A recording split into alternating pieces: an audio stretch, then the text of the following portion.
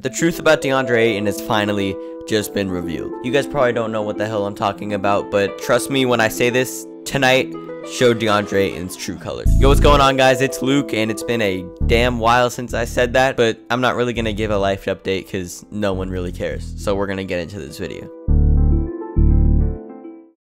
Look, if you're a smart NBA fan, I think you could have predicted that the Bucks would have won this game. They made it to the finals for a reason, and a team as capable as the Bucks going back home, the odds have to be in their favor, and that proved to be true, as the Bucks end up bringing home a 120-100 win. But there's a key component to the game that no one's going to talk about due to the Suns' loss, so we're going to be unlike everybody and talk about it. Deandre Ayton in the first half of this game had 16 points. Deandre Ayton in the second half of this game had 2 points. Suns in the first half of this game were competing.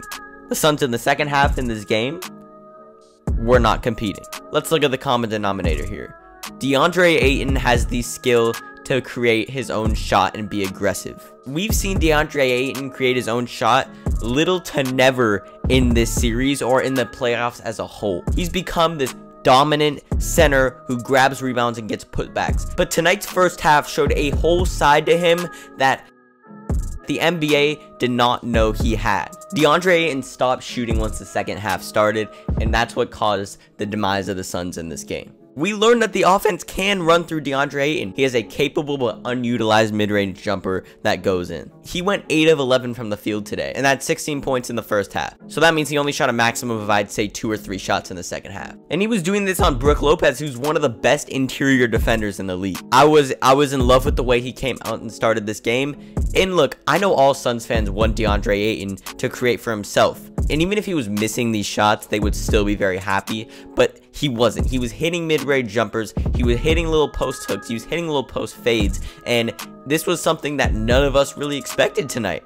But he came out and did it, but could not continue it. Monty Williams should notice this. Monty Williams should notice that Deandre Ayton is super efficient when creating his own shot.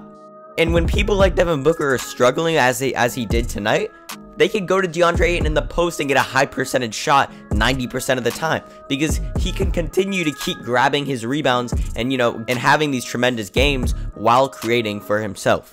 No matter what the case is, the Suns will benefit from an aggressive Deandre Ayton, because then they won't have to rely on the offense starting from Chris Paul and Devin Booker and then getting out to the wing players like Jay Crowder and Cam Johnson and Mikal Bridges. But if they go to the post where not a lot of their points come from, then they'll succeed much more. But look, the way the Suns play, if they go to the painted area to create much more, that would already benefit them. But now we just learned that Deandre Ayton can succeed in the painted area creating for himself. So this has to be what the Suns focus on in the next couple of games. I expect the coaching staff to go up to Ayton and tell him, go to the goddamn paint and score for yourself, because we saw what he could do tonight.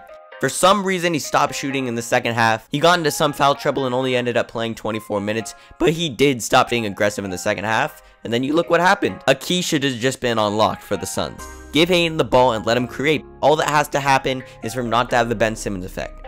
Have him be aggressive. No one wants Deandre Ayton just staying like a really overpowered Clint Capella right now, okay? Clint Capella can't create shots for himself. Deandre Ayton can. So we need Deandre Ayton to show that ability and not shy away from it. If the Suns had another player that can create for themselves, they will benefit an insane amount, and that might put them over the edge next year when they're playing healthy super teams. Having a big who can create for himself puts them over the edge of so many teams who don't have that. If I'm the Suns, I'm making sure Deandre Ayton's creating for himself, because oh boy was it really fun to watch tonight. I knew the Bucks were going to win this game, and a big reason was I was at game 2 in Phoenix, and I thought to myself, if the atmosphere in Milwaukee is anything like how it was in Phoenix that game, then I don't see the Suns winning. Taking their home crowd away from them when it was that loud is going to be a killer for their momentum and their spark coming out the gate. And that's what proved to be right. So anyways, guys, I'll see you guys in the next video, and take it easy.